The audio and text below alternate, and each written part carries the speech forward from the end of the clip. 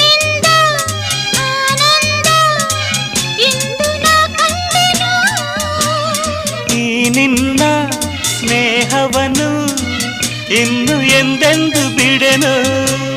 ಸವಿಯಾದ ಮಾತಿಂದ ಹೊಸ ಬಾಳು ತಂದೆ. ಬಯಸದ ಬಳಿ ಬಂದೆ, ಬಯಕೆಯ ಸಿರಿ ತಂದೆ. ನಿನ್ನ ಅಂದಕ್ಕೆ ಬೆರಗಾದೆ.